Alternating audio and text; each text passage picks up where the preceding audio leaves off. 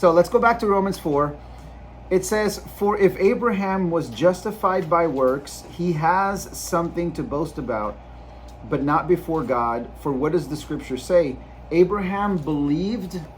So I'm going to write this so you can see the contrast. So works.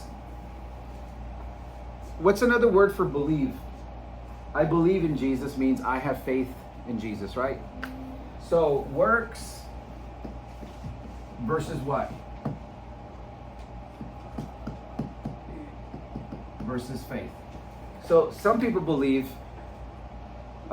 you are justified, declared righteous by God when you obey God's commandments.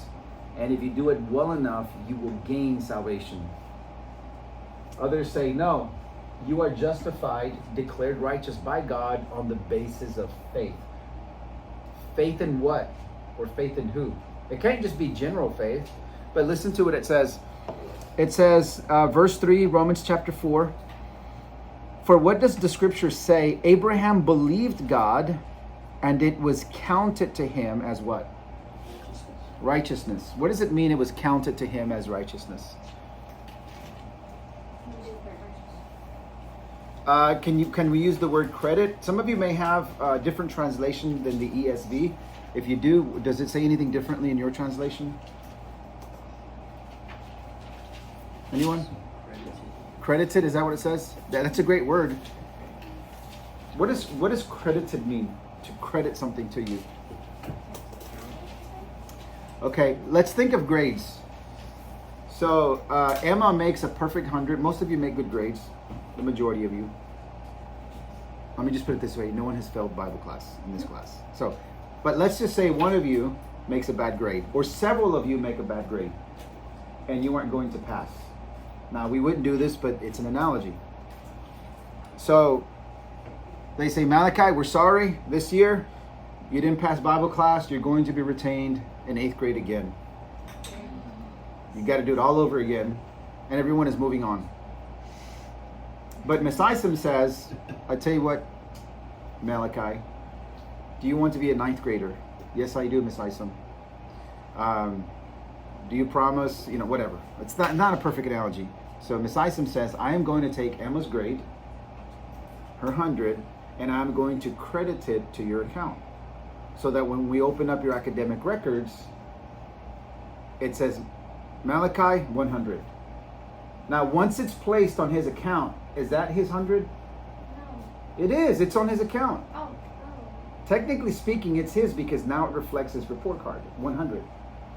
That's a separate question from, did he earn that 100? No. Evan's all mad about it. No! She's all mad. It's just make-believe. You don't have to get mad. I'm just kidding. So Malachi receives Emma's 100. He didn't earn that, but he received it by faith. Malachi, would you like Emma's 100 to be credited to your account? And Malachi says, yes, I would very much like that because I'd like to move on to 9th grade. Okay? Now what happens to Emma's grade? We take Malachi's 50 and we put it on Emma's account. Now she's a failure. Okay? There's an exchange there. What do you think the cross of Christ is about? We all got a bad grade. When it comes to passing God's test, we all failed, right?